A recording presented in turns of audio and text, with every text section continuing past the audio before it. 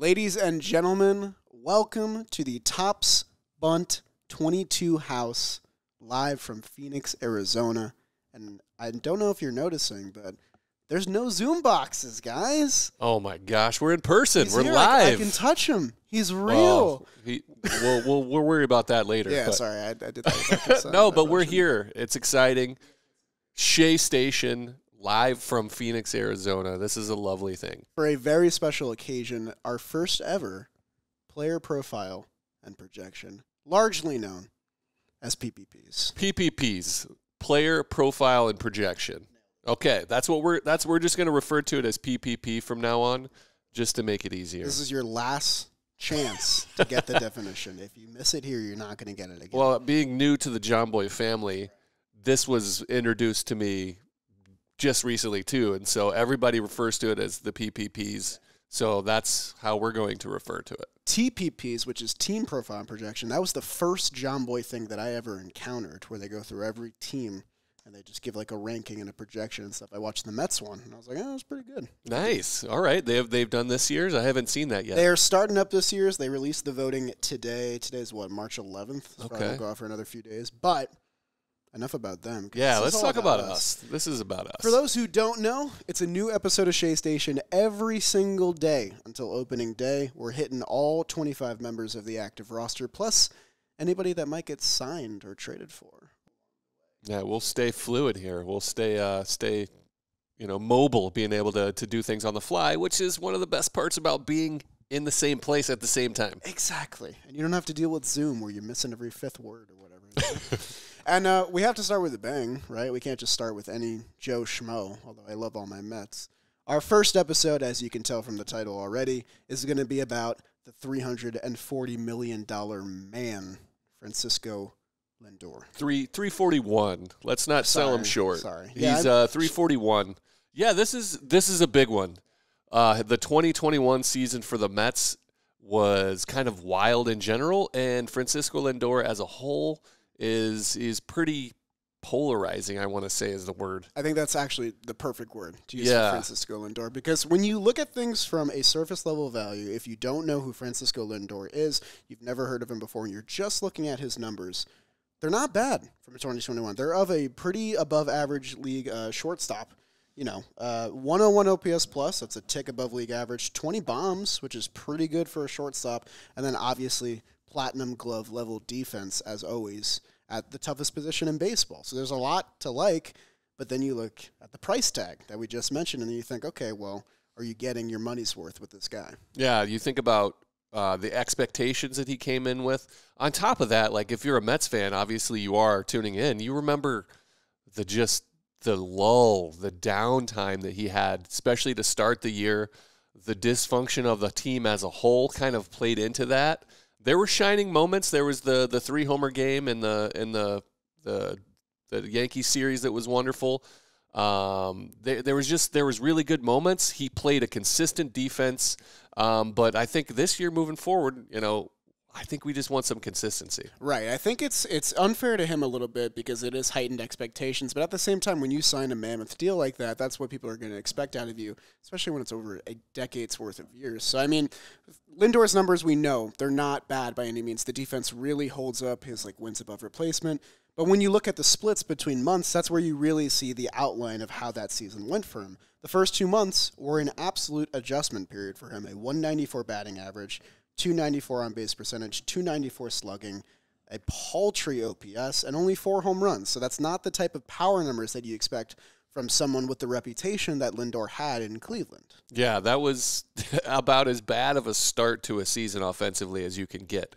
And his was also on top of Michael Conforto's down year, and so those two guys back-to-back, it really just made it seem worse than it actually was. Exactly. And you didn't have the role players behind them with Dom Smith and J.D. Davis. So I think their struggles get punctuated because of that. Because when the whole team is struggling, you just paid this guy $341 million. You want to be able to have him throw your team on his back and carry them through. And that's a good expectation to have when you pay a guy that much money.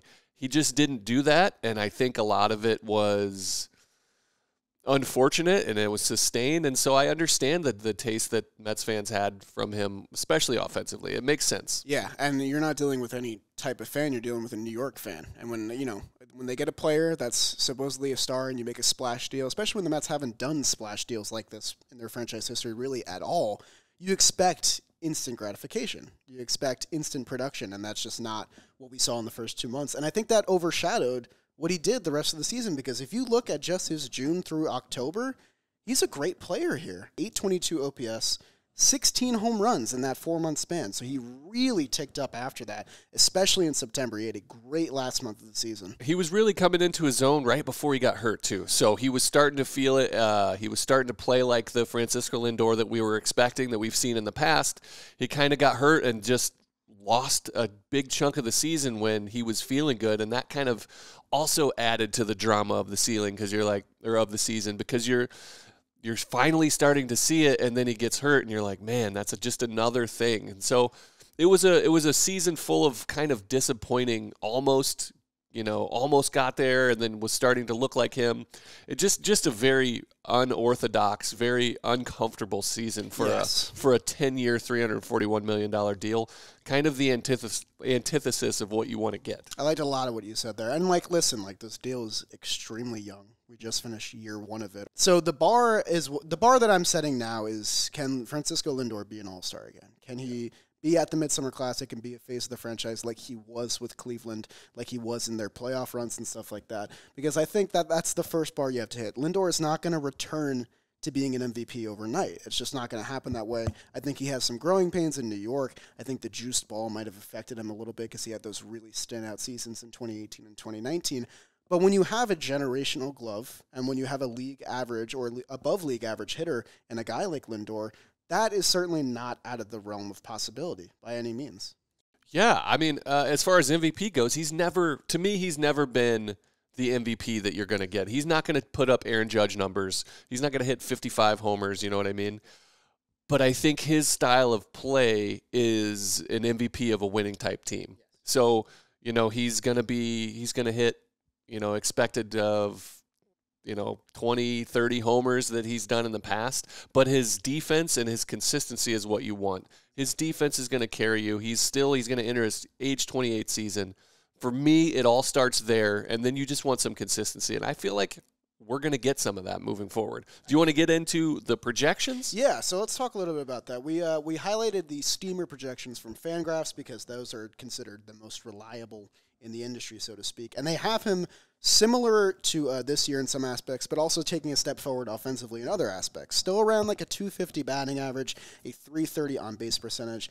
The kicker for me was that they expect him to hit 30 home runs with 93 RBIs, and that's going to soar his wins above replacement value up by at least 2 wins, plus 13 stolen bases. So they really are hingent on the slugging percentage going up, and I think that's an important thing for us to talk about, because while Lindor's numbers have pretty much stayed consistent from Cleveland to New York, the one main difference has been pretty much an 100-point decrease in slugging. There's not as much power hitting anymore. Yeah. And this kind of leads to a couple different avenues. One, the Mets were just sorely lacking power in general last year. It was Pete Alonso or bust pretty much with this team. But now you have universal DH. Now you have an extra hitter in that lineup. So, I mean, there's added protection for Lindor around him now, plus the new signings that we've already spoken so much about and will continue to, and other PPPs. Stay tuned. So I think added protection, maybe the second year, the growing pains are over. I think that maybe is where that projection's coming from. Who knows? Yeah, so it's simple for me. This is going to be year 2 of his big deal. So his second year in New York. He's 28. He's still not even technically in his prime yet. I guess that might be... No, but I think you're right, though. I think he's coming into his own. Yeah, you start to mature physically. You start to understand the game a little bit more, just experience. I feel like he's in that sweet spot. And so the defense is going to be there for me. That's the biggest piece. He's got range both left and right. Like his range and consistent range is the best for me. But offensively, we talked about his OPS. I just expect him to get back to his career averages. Yeah. That would be enough, though. That would be enough. That's what I'm saying. The expectations isn't that he's going to hit 40 home runs. I want him to just get back to what he's going to do. And I think the Mets have surrounded him, like you said, with the Marte, with getting Eddie Escobar. I think they have surrounded him with Pete Alonso really stepping up and being that power guy. So he's going to have less pressure on himself, and he can just relax and just play baseball. And I think that's when he's really going to get into his own. We talked a little bit about projected starting lineup for what we think it would look like. Both of us had a consensus that Lindor would be the 3-hitter. So in front of him, you supplement him with Nimmo and Marte with on base and speed. Behind him, now you have a little bit more pop, aside from just Pete Alonso with Eddie Escobar. Mark Canha's got a little pop in his bat. And, of course, we both want Kyle Schwarber in the blue and orange. And that would be the perfect missing piece to where Lindor can just do what he does best, which is put up decent on-base numbers, hit gap to gap, and play gold glove defense. And that's really all you can ask for him. That's what I'm looking forward to this year, is for him to take that extra step of maturity. Being in the spotlight, it's a real deal. Coming from Cleveland, I'm an Ohio guy myself. The intensity of the fan focus is just not there for baseball in general unless you're, playing basketball and your name is LeBron. Cleveland, they care. They love football.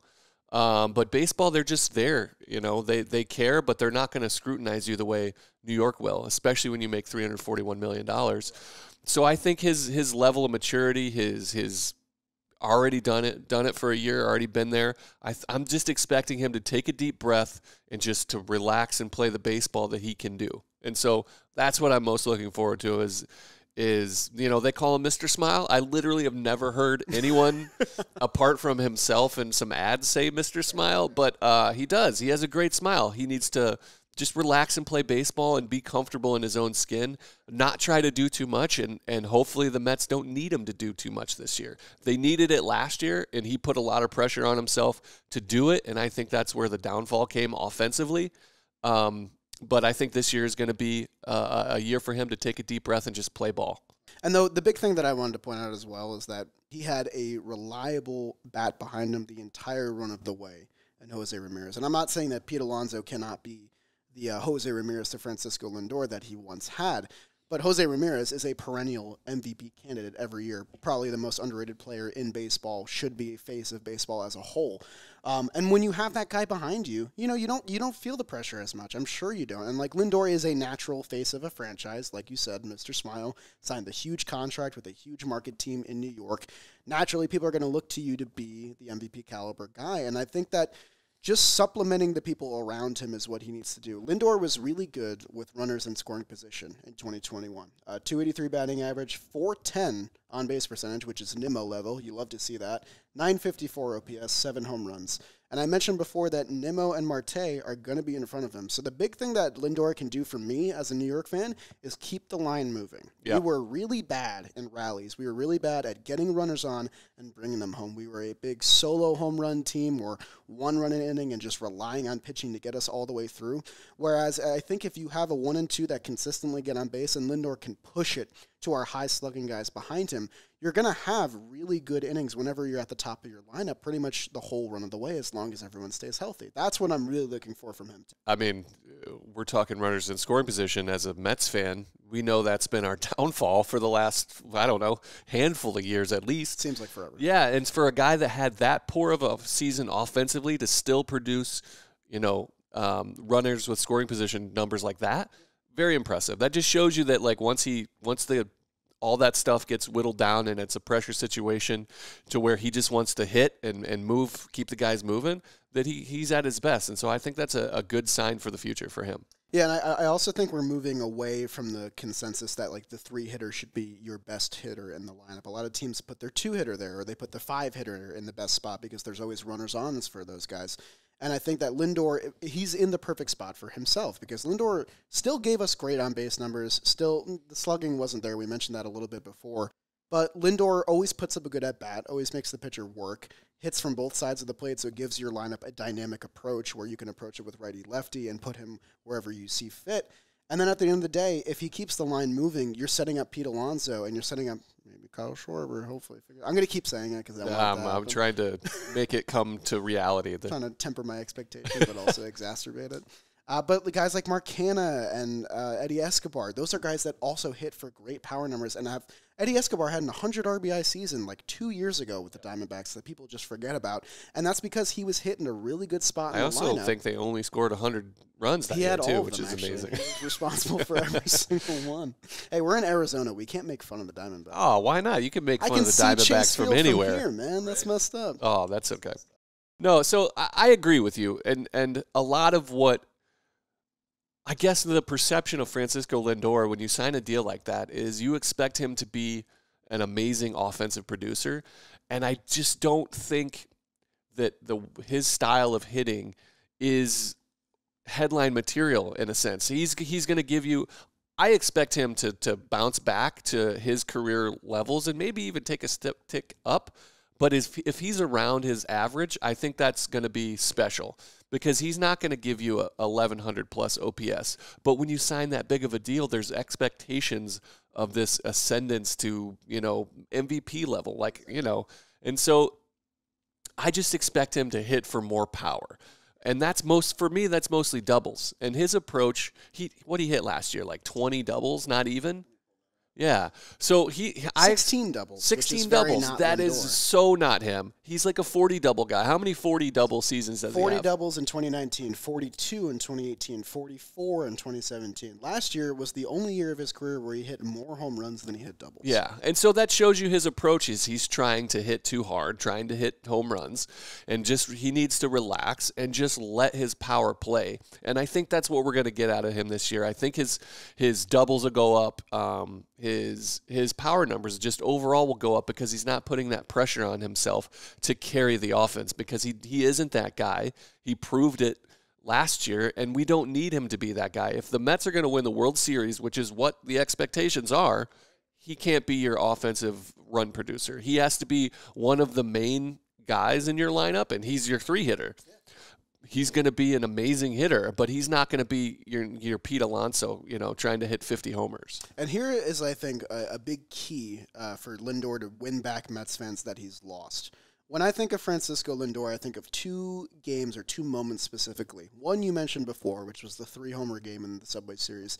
The other one that I think of is the huge grand slam he hit in the ALDS versus the Yankees a couple years back. And that's because when the bright lights are on, Lindor thrives. He's one of those rare players where when everyone is watching, his best game comes out. And I think if you can get Lindor to the fall stage and let him do his thing and let him make flashy plays when it matters the most, that's where you get the true value of Francisco Lindor. That's where you get the face of the franchise energy around Francisco Lindor because he has so many of those moments despite his career not being all too long. He's a 7-year veteran now.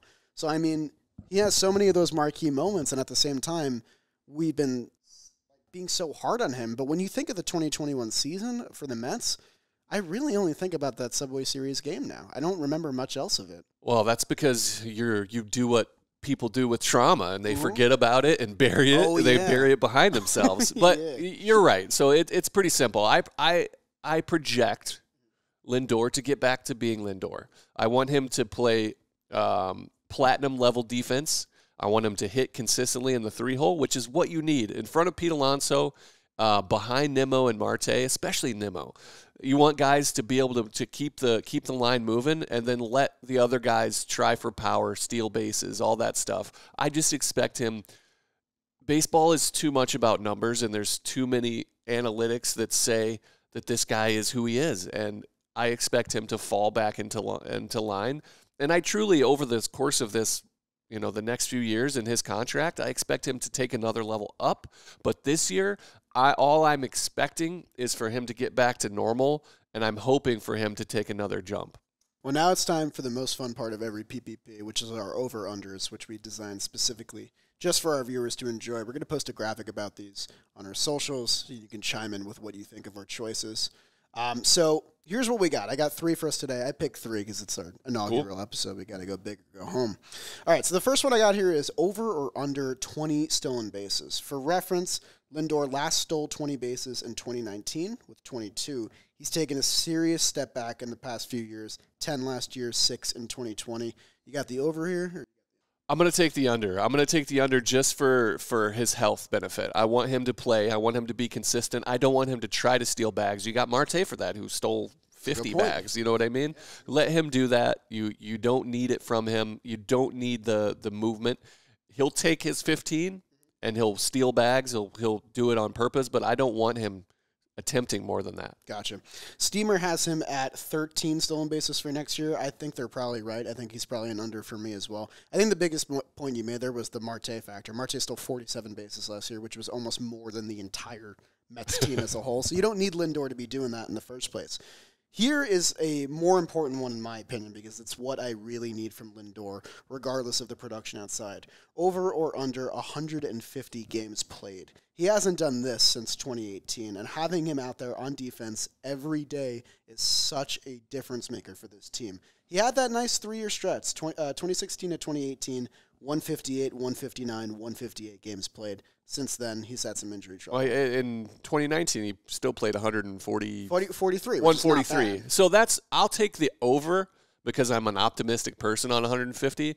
But honestly, if we get 140 plus, it's going to be a good season. So you're taking the over there. I think I'm going to take the under here. I still think that he can get to that 130, 140 benchmark, and that is a difference maker. It's a huge difference from the 125 he played last year. 125 seems like a lot, but when we didn't have Lindor, you felt that loss in that month of August. So I think that he probably falls like 10 games, maybe 15 games over, but still not quite the benchmark that he hit in his early 20s here. Right, we disagree. I don't know how I feel about it. You guys saw it. It's on camera. It happened. It happens sometimes, like 10% of the time. That's true. Right? Yeah. And then the big one here is over under 450 slugging percentage. We talked a lot about his power numbers this episode.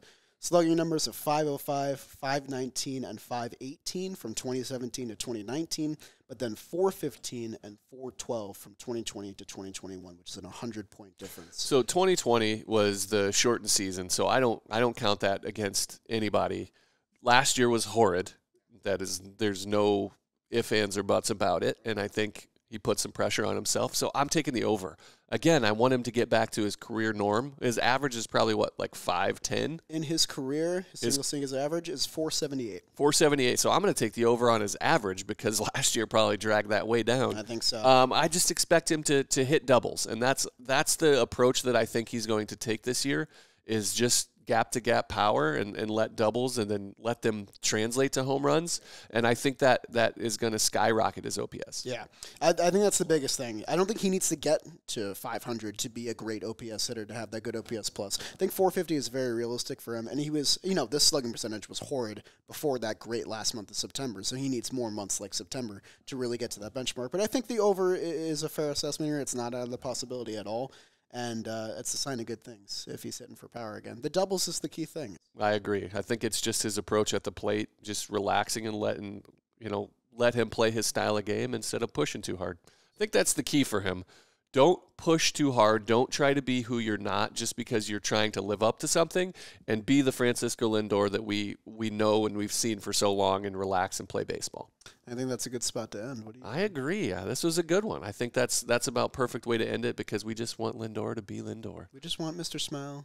He plays Mr. Smile. That'll turn all of us Mets fans into the smiling folk. The smiling folk.